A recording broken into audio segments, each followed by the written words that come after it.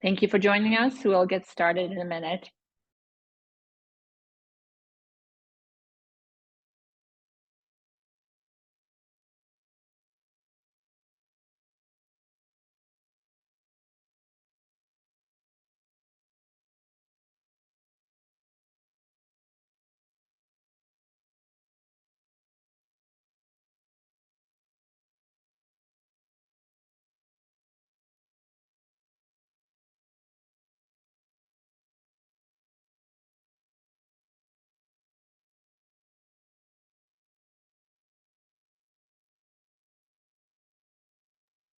Thank you for joining us. We will get started shortly. We're just waiting for a few more to join us.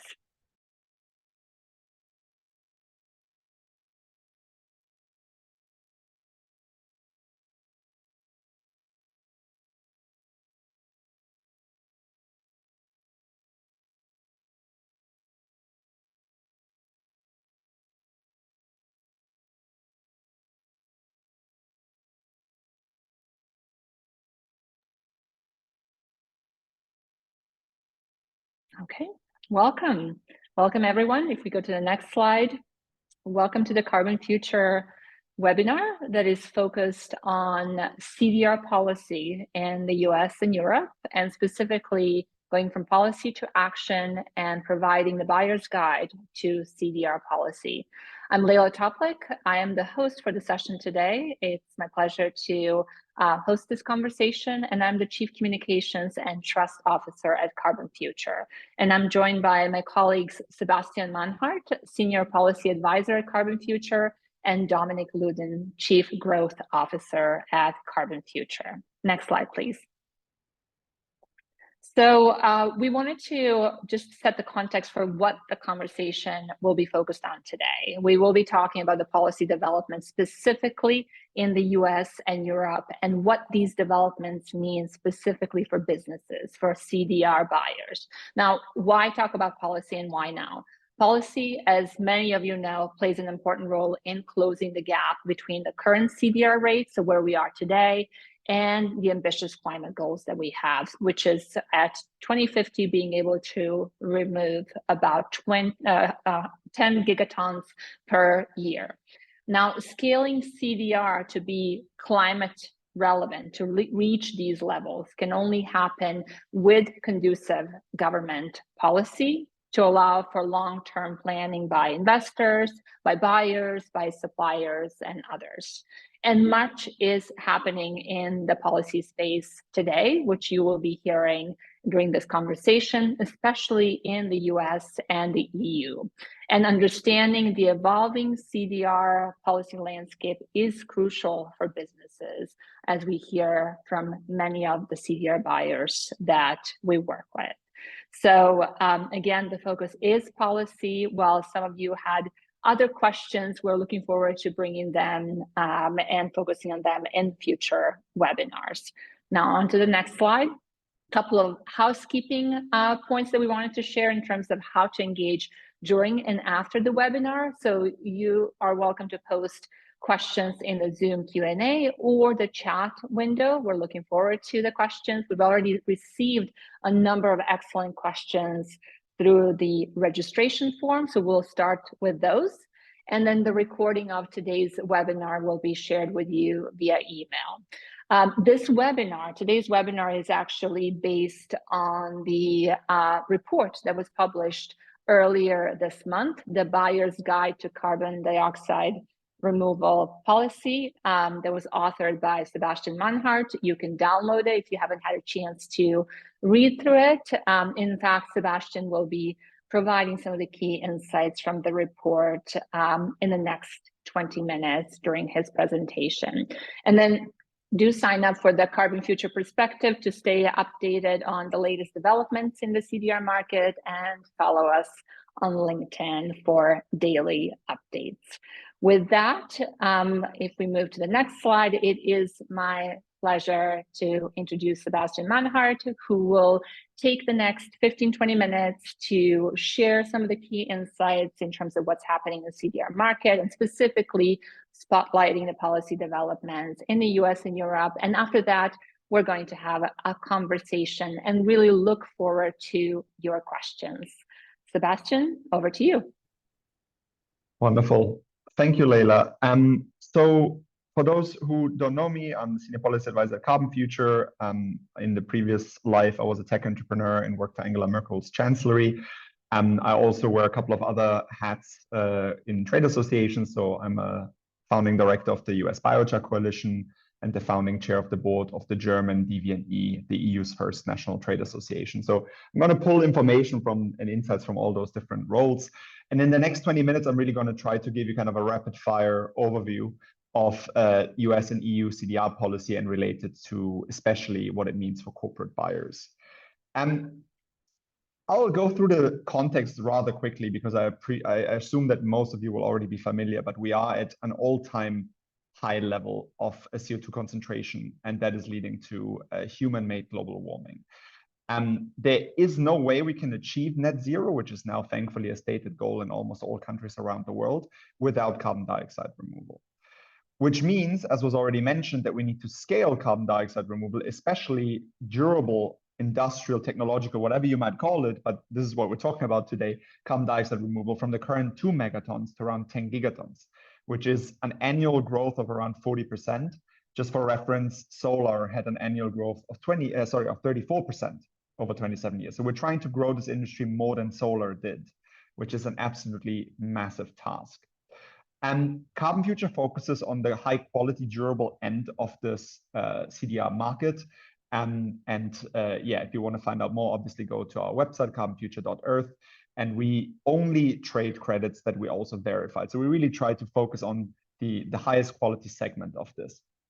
Now, what's the private sector's role? At the moment, CDR only exists in the voluntary carbon market. And 90% of the voluntary carbon market is avoidance and reduction. So removal is currently a very small 10%. But if we look at what's happening to the market, the avoidance market is in turmoil, while the removals market has grown 6x between 2021 and 22, and is predicted to grow 11.5x between 22 and 23. So we're seeing exponential growth in the removals market. Here, I already had the slide even here. We're seeing this 11.5x growth. We're seeing deals bigger than anything we've seen in the past being signed. And this is promising. And we want to convey why we think this is happening and why we hope that even more buyers are jumping onto this bandwagon. Now, getting into government policy and CDR. We looked at the EU and the US because those are, frankly, the two places where most action is going to happen. I know right now there's a lot of talk of the UNFCCC because of COP, and we really hope that breakthroughs are going to happen there. We can chat about that in the Q&A, but most of the concrete policy that you will be interested in is happening in the US and EU. And it's quite interesting because they're taking quite complementary, albeit different approaches. So in the US, boots on the ground, steel in the ground, they're focusing on direct financial support. They're really trying to focus on pilots, and they're not wasting any time. In the EU, we're focusing a lot on principles, on certification, on setting standards, on getting it right, you might want to say, before deploying at scale. Both have their merits. I'm going to go into much more detail, but if you really need the kind of snapshot 20-second summary, there it is. Now, focusing on the EU. And again, for people who already knew EU climate policy, this might be repetitive and I apologize, but it's good to give a bit of context. The EU has a stated net zero target by 2050, which is part of what's called the European Green Deal. This immediately applies to all 27 EU member states. It also has an emission reduction target of 55% called Fit for 55 by 2030. We're going to talk about what's happening in between in a second, but this is kind of the context in which we're operating. And you will see that achieving climate neutrality is a stated goal of the Green Deal. Now, CDR is not yet part of this framework. And in Europe, we very much think about long-term policies, long-term goals, and then the vehicles to get us there. And these are the most important policies for CDR. And these are the 4 that I'm going to talk about in a little bit more detail now. So first, the CSCF. I mean, very timely. The Carbon Removal Certification Framework today was a vote in Parliament, which we can talk about if of interest later. But this is really, I would say, the most important policy for CDR to follow globally. Similar to what the GDPR has done for data protection, I expect the CLCF will become the gold standard globally for the certification of quality carbon removal. It has three categories: storage and products, carbon farming, and permanent carbon storage. I'm obviously spending most of my time on permanent carbon storage. But what this does, it's hundreds of experts over years talking about what good high quality carbon removal looks like. What does that mean for you as a buyer? The CSCF guarantees reliability and reduces reputational and financial risk, because suddenly you're not trusting a third party, a VCM player, the supplier itself. You will be able to trust directly government regulation, which is the most in-depth piece of analysis that we have on this topic. And so I really recommend monitoring it and seeing which direction it's going, because it's very indicative of where you might want to focus your purchasing behavior and decisions as well. The Green Claims Directive next. This one essentially forbids companies in Europe or trading to Europe in future to make climate claims about their products unless they can back it up by scientific evidence. You might have followed the whole Apple Watch situation, where basically they said, we're going to have this carbon neutral watch. And a commissioner from the European Commission said, there's no scientific evidence for that. This is the kind of stuff that will get punished in the future. And what does that mean? Either a company can stop making climate claims, or it will have to use the highest quality removals to keep making those claims. So this will become really essential for corporate credibility and for any company wishing to keep making climate claims. And again, the CRCF, which I just mentioned, there's an integration between CRCF and green claims, which many people are advocating for, to make sure that buyers know exactly what they should go for. And essentially, if we stick to the highest quality in the CRCF, we're fine. That's the direction of travel that I'm foreseeing. Climate targets. I mentioned we have a 2030 target for emission reduction. There's also a non-binding target for industrial removal, but it's only 5 megatons and it's non-binding. So now we're really working on the 2040 targets. And in Q1, the European Commission will release a suggestion based on a public consultation. And looking at the results of the public consultation, it's very likely we will have a dedicated CDR target, which is absolutely crucial in creating more certainty for anyone operating in this market. And we might even have twin targets. So one for nature-based removals and one for industrial removals. Industrial is the term used in Europe, but it's synonymous with technological, durable, permanent. Those are all used interchangeably. This is just the European terminology. Why are targets important for buyers? And it offers an opportunity to engage early and to make sure that this is actually gonna, it gives you predictability for the long run. And it allows you, if you engage early, to reap the benefits from first mover. And again, I'm going to come back to this. This is kind of I think a running theme. This is coming. There's going to be more and more demand for CDR. There's going to be more and more competition for supply. Regulation is driving that in Europe with a stick. And companies that engage early will be able to reap the advantages in terms of building relationships and also in terms of building their reputation and knowledge in the sector. The final one, much talked about, the emission trading system. This is the biggest compliance market in the world. It's 86% of global carbon compliance markets. It had over 780 billion in trade over last year. It generated over 40 billion in revenue for the European Union. It's huge. Obviously, integration of CDR into DTS is necessary to achieve net zero. But it's something that will happen rather slowly. So the Commission is going to put together a proposal by 2026, and the earliest integration will be 2031. And again, I imagine that it will be linked to the CRCF and that the permanent storage carbon removal of the CRCF will be the first to make it into DTS. If you're interested, we actually published a blog, which I'm sure we can link, exactly about this topic, about the current literature on it, about the different options, and about what our recommendation is. I recommend to monitor ETS integration closely, because this is really when things are going to get real. ETS integration is when we're going to move from, my hypothesis, from megatons, double-digit megatons to a much bigger scale. So monitor it closely. Initially, it will only be for heavy polluters, but increasingly all companies in all sectors will be covered. There's two that I'll just mention on the sides, the Net Zero Industries Act and the Carbon Border Adjustment Mechanism. These are both important. They have aspects of CDR, but they're not completely focused on CDR. So I'm not going to spend too much time on it, but I just wanted to make sure that they're mentioned. And because, yeah, they're also two important mechanisms that will drive towards net zero. Going to US policy. Again, hope you appreciate this very rapid fire lowdown of what's happening. But you might have heard of these, right? There's kind of three big vehicles. Two that were passed by the Biden administration, the Infrastructure Investment and Jobs Act and the Inflation Reduction Act. These two are together the biggest climate policies in terms of funding that the world has ever seen. And I'll go into more detail. And the Farm Bill, which is pending renewal and is passed every 5 years. For context, the US has a 50 to 52% reduction target by 2030, and it's also planning to achieve net zero by 2050. And it's planning, I put a reduction, actually it should obviously say removal.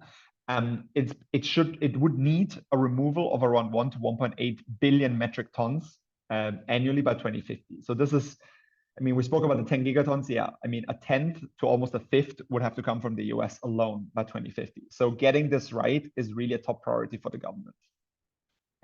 Now, first, the IIJA. This is financing a whole suite of, it's also known as the bipartisan infrastructure law. You might know it under that term. It's financing a huge suite of green transition initiatives, from electric vehicle charging, from home energy efficiency, but also 6.5 billion for carbon management projects. And here the big focus is on direct air capture. I'll talk about it a little bit more when I talk about the Department of Energy, but this is an incredible opportunity for companies to get involved, because the Department of Energy is actively looking for collaborations with private sector entities. But again, I'll talk about that when I talk about the DOE. The Inflation Reduction Act is 370, I don't know why it says pounds, obviously it should say dollars on the left, but yeah, $369 billion for modernizing America's energy infrastructure. And its claim to fame in CDR is the 45Q tax credit, which is a tax credit that existed already for point source of fossil carbon capture and storage. And it was expanded to carbon dioxide removal, but only for direct air capture and also for bioenergy with carbon capture and storage, but with half the amount. What this means is that there's $180 on the table every ton produced of direct air capture sequestered underground. This has obviously created a huge supply push to take advantage of this. And what is important for buyers is to understand 45Q, because obviously if you're dealing with a DAC supply in the US, assuming they produce at least 1,000 tons per year on that plant, which is kind of the threshold that everyone needs to pass, you should be aware that the supplier is getting this tax credit. And so their pricing should probably reflect that. I mean, that's up to you how you want to build it into your purchasing behavior, but it's certainly something that should be on your radar and should be part of your decision-making process, which could basically, what I'm trying to say, it could reduce costs of DAC credits that you buy from the US. The Farm Bill, this is basically how the USDA, the Department of Agriculture, is funded. The last one was around 460 billion. I mean, 85%, I believe, of this is just nutrition, so food stamps. The rest is basically crop insurance, but there's still, even if you discount those 95, 97%, there's still billions on the table for other measures.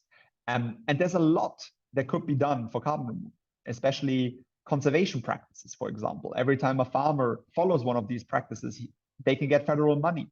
And we've had progress on both enhanced rock weathering and biochar being approved as a conservation practice under the NRCS, which would essentially create a pathway for financing these two carbon removal methods without actually any carbon removal on paper being involved. They are financed for their soil benefits. And this is a really big one. And I really recommend this, especially for any buyers that already kind of have some sort of ag focus or forest focus. This could be of interest, but also anyone working with biochar enhanced weathering might be very interested in what's happening with the Farm Bill, as it could produce a huge supply push. Unfortunately, the Farm Bill didn't get passed this year. It got delayed to next year. And people are saying that it might even get delayed until after the election year into 2025. But yeah, this is the Farm Bill. There are others that, again, I'm just going to touch on briefly. The acronyms in the US are really quite something. The CDR, RDA, the CREST Act, the CREATE Act, and the Voluntary Research Network Act. These are all CDR-specific policies, many of them bipartisan, which we can talk about. This is really important, that are currently making their way through Congress. And this is huge. There's a lot of CDR legislation from all different corners of Congress that are being pushed, which shows just this diversity in legislation, shows how robust policies and also market development in the US by the government is going to be. Two things by the Department of Energy I want to mention. First is the carbon negative shot. This is the objective to scale CO2 at gigaton for less than $100 per net metric ton. I've asked the DOE if this is adjusted for inflation. They could not give me an answer. I think the answer is no, which always puzzles me with this $100 figure. It's probably at current prices, not in 10, 15 years. But it kind of shows the direction of where the DOE is going. This is where it's planning to head in terms of price and size. And so again, the DOE, as you also see here, is a really important stakeholder. They've just announced and they're going to launch the first public procurement pilot for CDR in history by a government. So the government is actually going to buy credits of durable carbon removal, quite diverse, not just direct air capture, for $3 million per project. And they're actively looking to collaborate with corporate buyers on this. So this is, for me, amazing to see the DOE being so open to that collaboration, seeking it. And I would definitely recommend getting in touch with the DOE. I can provide introductions if you want to talk to them about how you can multiply your investment and leverage some of the due diligence also that is coming out of the DOE. Now, to sum up, we're seeing very favorable policy conditions across the EU and the US, as I hope has come across. There's a lot of movement, a lot of good stuff happening.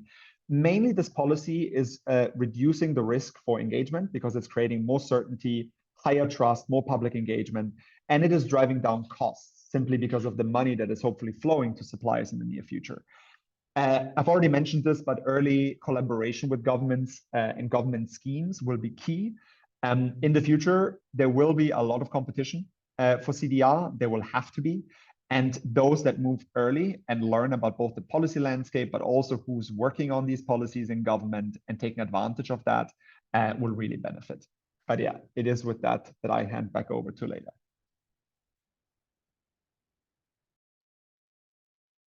Thank you so much, Sebastian. That was really fantastic distillation of some of the key insights from your report. Just as a reminder, we'll share not only the recording, but you have access to the whole report that goes into a lot more detail.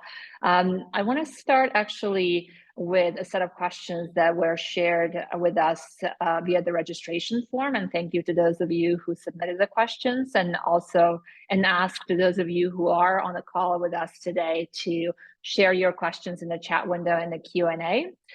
So the first question actually, Dom, would be to you. So as we just heard from Sebastian, both the EU and the US are actively working on ambitious and promising CDR legislation.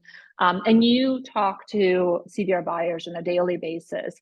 How would you answer the question related to starting now? Why start investing in carbon removal now, given where these regulations are today? So over to you. Thank you very much, Leila, and thanks a lot, Sebastian. I think from Sebastian's presentation, one thing seems fair to say, namely that also the regulatory part of the carbon removal market is in full swing, is shaping up. So some of these policies are already increasing clarity. Thus, they reduce the risk of engagement, they reduce financial risk. Others actively reduce costs, invite collaboration, and in that sense also favor first movers. And I think all are shaping up pretty much a path leading from voluntary, currently it's really a voluntary market, to increasingly also mandated and regulated action. And I think this increased clarity adds a reason for some of the buyers we see in the market to actually be active. Those have gotten in earlier on, and if I can summarize maybe their motivation a little bit simplistic, it's to say we all need net zero. to curb climate change. As Sebastian mentioned, there is no net zero without carbon removal. And if we do wait building the capacity until the 40s to 30s to get to the 10 gigatons, then it will be too late or too little available, and we'll all suffer from an undersupply and high prices.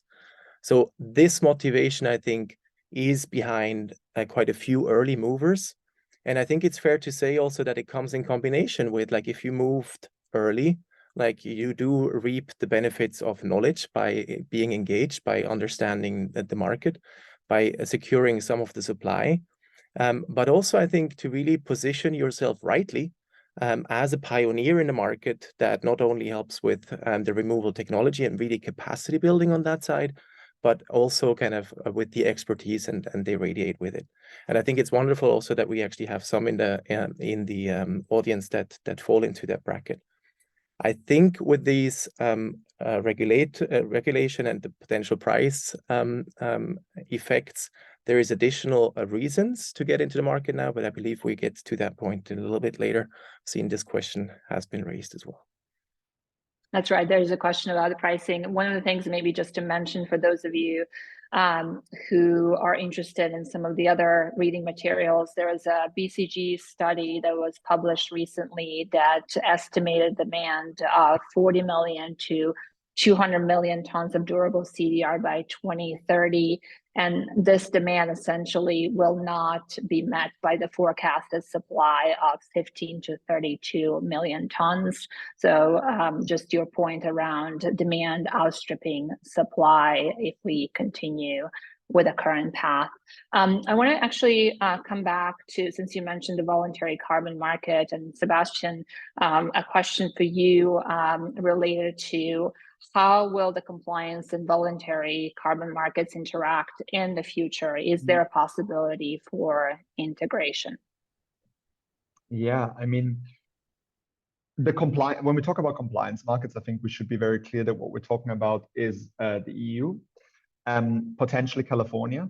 California actually has some really interesting plans for potentially creating a compliance market for CDR, but we're not talking about federal US. So that's the first thing. And the second thing is, in terms of timeline, compliance market in California could be in the next couple of years.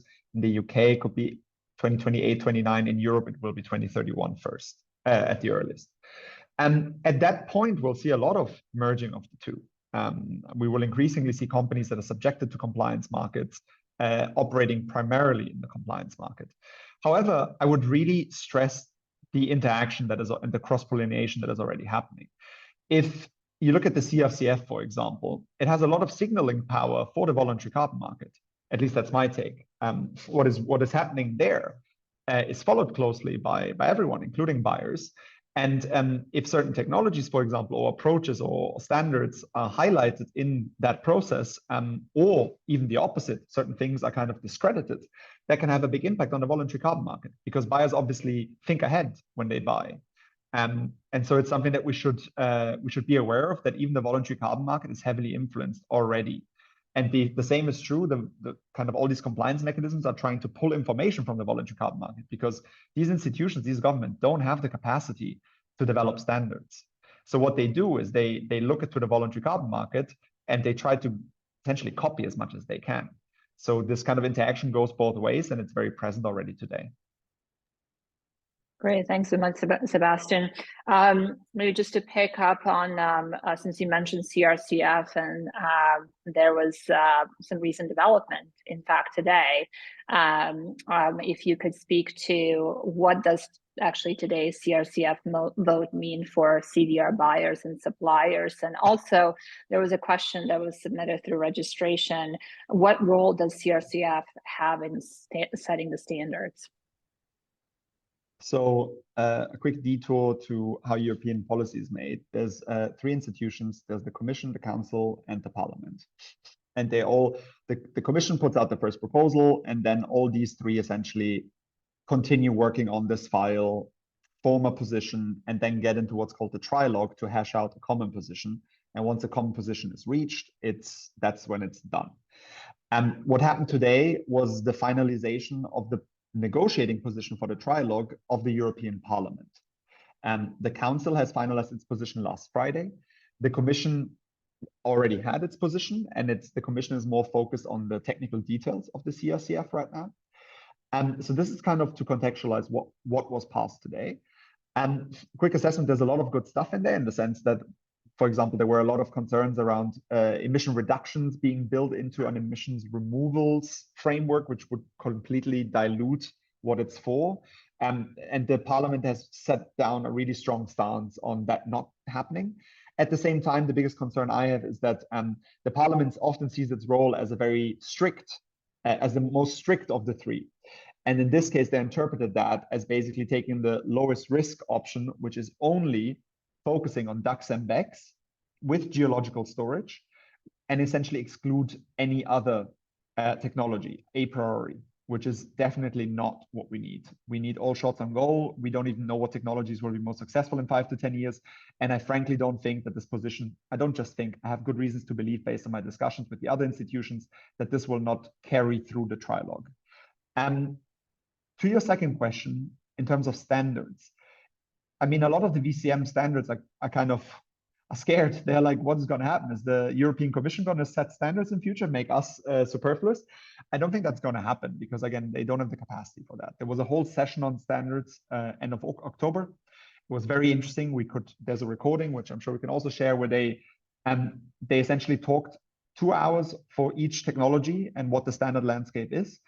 My take is that the Commission is going to play a role. They're probably going to, I don't know at which level they're going to come in terms of protocol versus standards, but they will play a role in setting frameworks that third-party players from the VCM will probably have to certify to be able to engage with.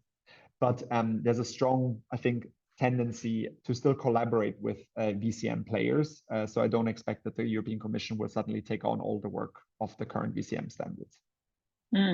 Since we're talking about the different approaches to different technologies, I want to bring in a question from the chat window related to actually the approach from the US. So why does the DOE focus solely on DAC and ignore biochar-based removals? So first I have to correct that statement because the DOE, as part of its pilot, is also going to support mineralization, enhanced rock weathering, bikers, including all sorts of different approaches. So the DOE is expanding, but it's important to remember what the DOE is. The DOE, and especially the office that is working on CDR, is the Department of Fossil Energy and Carbon Management. It's historically has been completely focused on fossil energy. And so it doesn't come natural to now talk about enhanced rock weathering or ocean alkalinity enhancement. In the US, you have a patchwork of organizations. You have the DOE, which is always going to focus more on, I would say, DACs and BECs. You've got NOAA, which is going to focus on ocean. And you've got the USDA, which is focusing on nature-based solutions, biochar, enhanced rock weathering. So it's more of a patchwork, really. They're going into each other's direction, but it will always stay, I think, to a certain extent, a patchwork. Now, why such a heavy DAC focus? Maybe that's kind of an underlying question there. Honestly, I mean, there's obviously the answer that, DAC is easier to measure and so on. The real reason is clearly because of the history of 45Q. I mean, 45Q existed already. It was for the oil and gas industry. Some smart staffer in Congress, as far as the story goes, had the idea of squeeze in an extension to DAC at the last minute. And that kind of sailed through. And now we've got a huge tax credit for DAC. But it is building on the foundation that already existed of 45Q for the oil and gas industry. So that is, I think, why DAC was pushed first. But there's a lot of interest across the board, including the DOE, to expand it beyond DAC.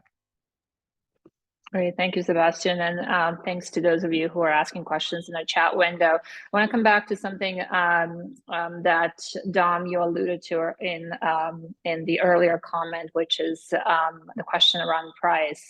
Given CDR technological advancements and potential cost reductions, is there an advantage to delaying CDR initiatives? If you can speak to that, and also Sebastian too. Also, just a follow-on question there, how might future regulatory changes affect carbon removal prices? Where are they headed? I'll take a first stab and maybe focus a little from a buyer perspective. And I will disclaim I don't have the crystal ball either. So this is a guesstimate. And I'll say also, like we start from the basis where we currently see the removal prices between $100 and $1,000, mainly depending on the removal pathway. But it's probably fair to say that on the supply side, yes, over time, as technical readiness level of technologies increases, price should decrease.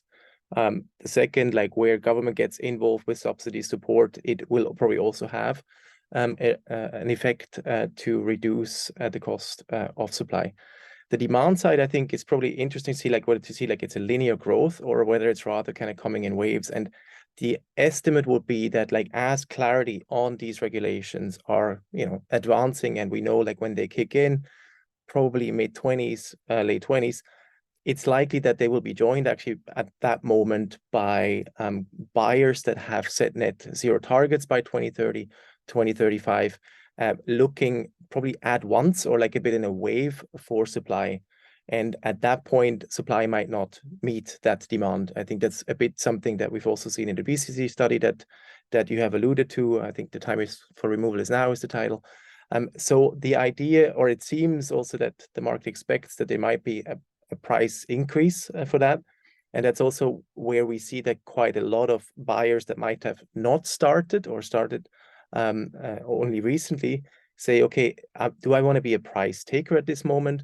Or do I get in now and at least hedge a part of my portfolio that I will know, or that I know will need to come from removal now, reaping with that and also the benefits I think that we've seen before in terms of like increased knowledge. But this idea of like hedging the price risk on part of that portfolio is now a motivator that we see quite a bit with buyers that are getting into the market.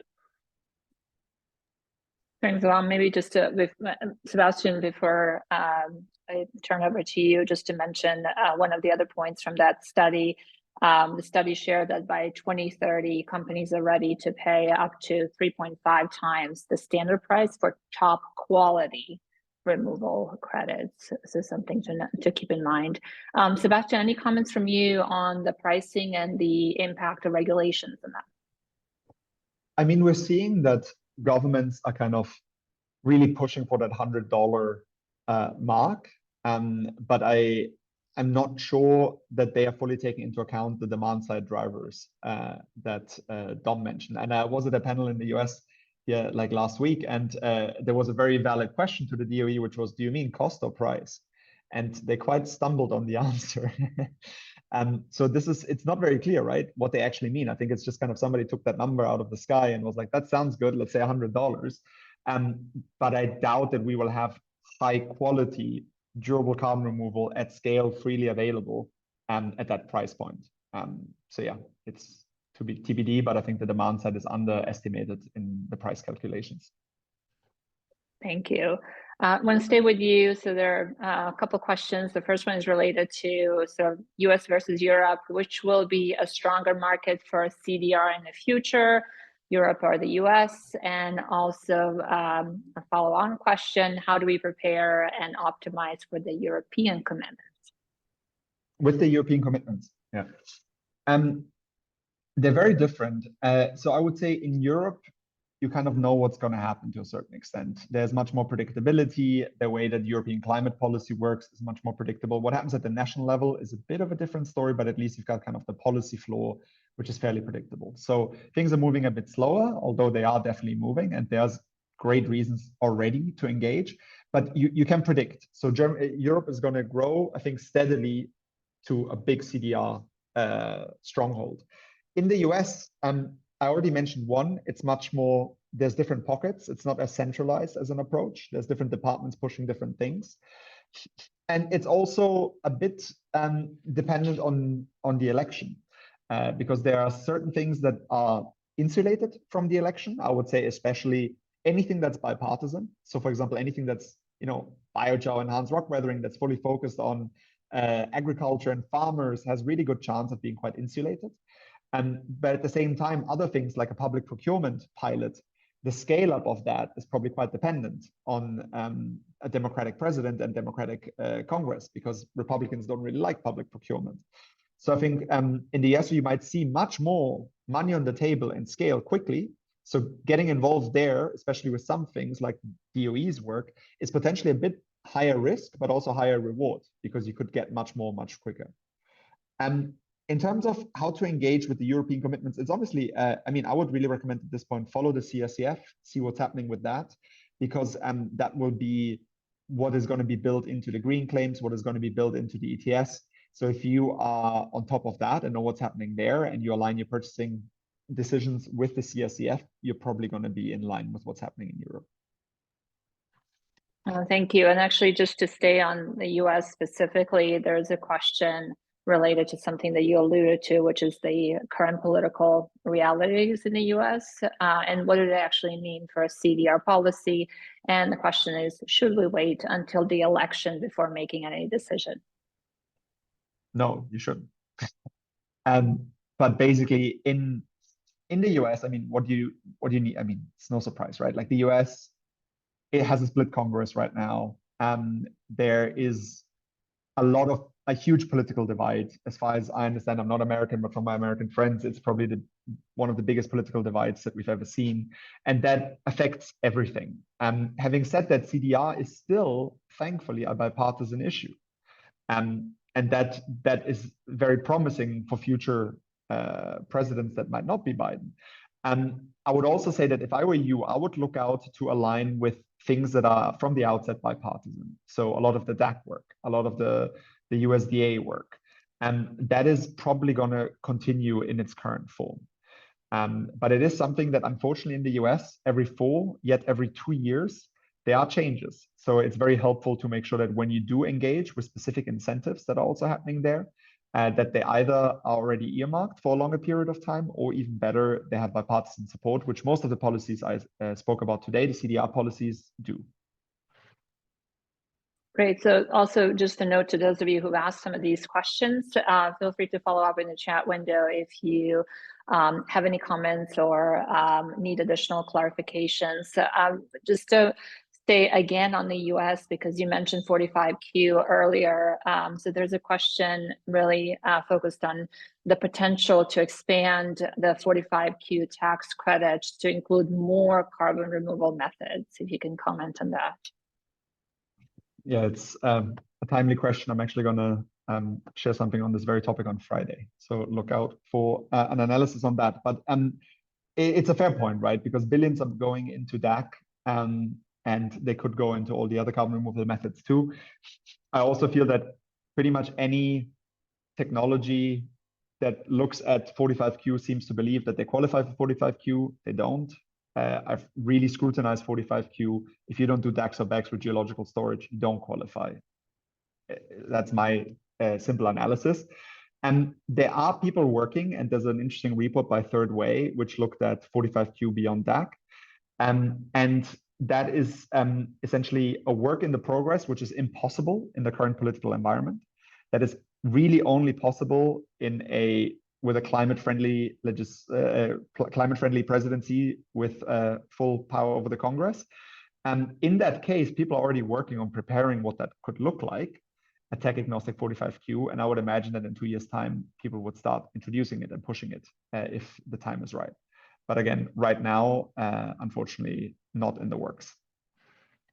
Okay, and just a call to action to everyone to follow Sebastian on LinkedIn and to follow Carbon Future on LinkedIn for timely updates. There was a question related to 2030 emission accounting and CDR investments today. Just sort of 2 questions that I'll bring together. Can different year vintages be used for 2030 emission accounting? Can carbon removal credits meet 2030 emission goals? Any comments on that, either from you, Sebastian, or Dom? So the short answer is we don't know. There are no rules yet for that. There's a very clear case to be made why you should be able to do this. And we will certainly advocate for that. But as of today, there haven't been any rules set. It's simply too early. But again, it seems quite logical that you should be able to use removals bought from earlier vintages and use them at a later point. So I would be surprised if that wasn't possible. But again, there's nothing written into law at this point in time.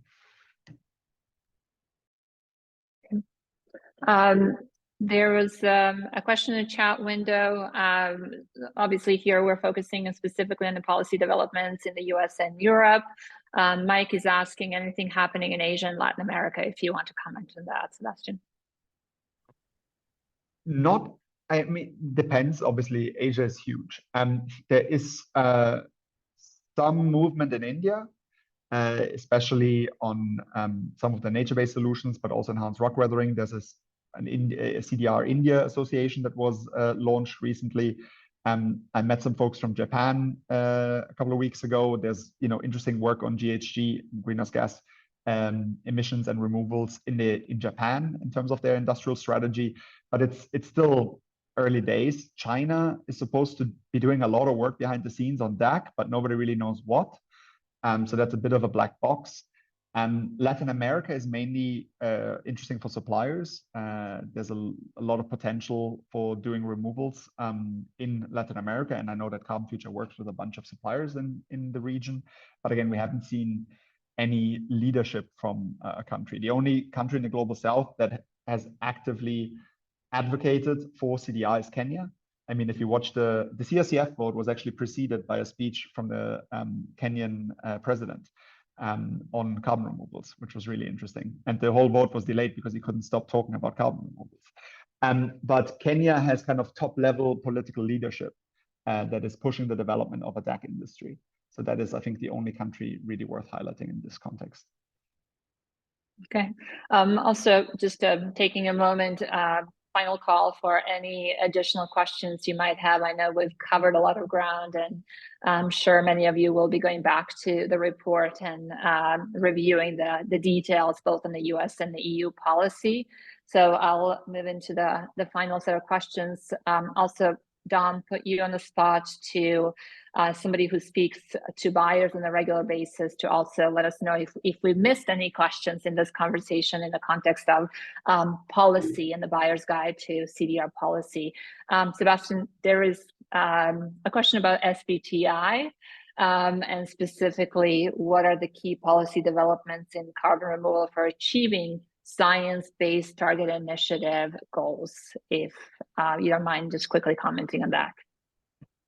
Yeah, I mean, obviously the session today was focused entirely on kind of government policy. SBTI is very much voluntary carbon market policy.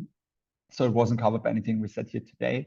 And it does operate in parallel. Obviously, we are concerned that SBTI is not addressing carbon removals in the timely, urgent fashion that it probably should, because we need emission reduction in parallel to carbon removal. And SBTI is still suggesting a sequential approach. We know this will be dealt with in the neutralization claims, which are scheduled for next year. My intelligence tells me that it's not probably as high on the priority list at SBTI as we all hope it should be. So it's something that, yeah, is still a work in progress. And this is really, really a huge roadblock. This is delaying action from corporates who are aligning their behaviors with SBTI. But SBTI is a bit out of date in terms of aligning their behavior and their policies with the IPCC. So this is something that, yeah, we're actively working on and we'll be following closely. Thanks for commenting on this. And obviously, this is also a good opportunity to invite everyone, both here in the chat window, but also in the survey that we'll be sending out, to share with us if there are any other specific topics that you'd like us to cover in future webinars as we go into 2024. Could be related to policy or more broadly. I'd like to, unless there are other questions, just come back to Dom and see if there are any other questions that you keep hearing from the buyers, and then if that we haven't answered with regards to the policy developments, and if not, then question to both of you. If there's one thing that the attendees take away from this conversation about the developments in CDR policy in the US and Europe, what would those be? Hey, I will resonate maybe some of the claims also like of the buyers in there's kind of like, there's no need to wait for regulation. You can step now. I think the regulation at this point is getting clearer and clearer to kind of just shape some of the path forwards that have been treaded and can be taken. So I think it's always good to kind of really stay abreast of it. And I think Sebastian, also I personally feel like it's always very good to kind of follow these analyses to also kind of make sure that we build our product in line with it. Because in the end, I think we're all kind of ramping up to also a regulated market, and we just kind of want to be prepared for it. I think what you hinted on as well, a lot of the voluntary action is inspiring the compliance one. So I would think it's really like, it's fair to kind of act now.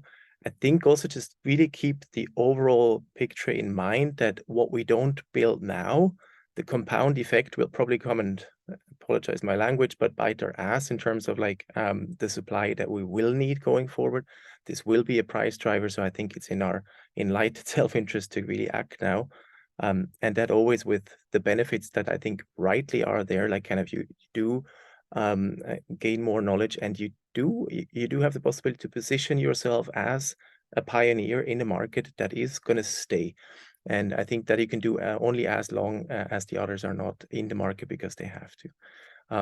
So that a bit of a long-winded answer to hopefully, hopefully it is an answer to your question. Thanks, Dom. And Sebastian, back to you. There's one takeaway for the attendees from this discussion, or call to action as a follow-up. Yeah, I guess it's not to kick the can down the road and to appreciate the first move advantages that come from engaging early with these policies. And again, I think there were plenty of examples mentioned today. There's something for everyone, both in the US and the EU, so wherever you operate. And I really believe, I already see it. I mean, I see buyers who are engaging proactively on these policies and with these different institutions, and they will have it significantly easier when they need to scale up CDR. So yeah, that's probably my takeaway.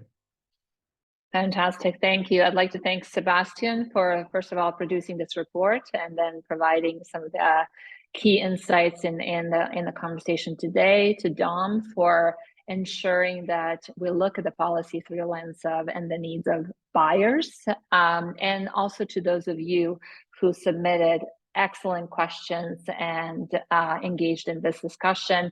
As noted in the chat window, give us your feedback. Let us know not only about this webinar, but also what you would like to hear about in the future with regards to carbon removal market. On behalf of Carbon Future, thank you very much and have a good evening or a good day, depending on where you are. Bye. Thanks, everyone. Thank you. Bye.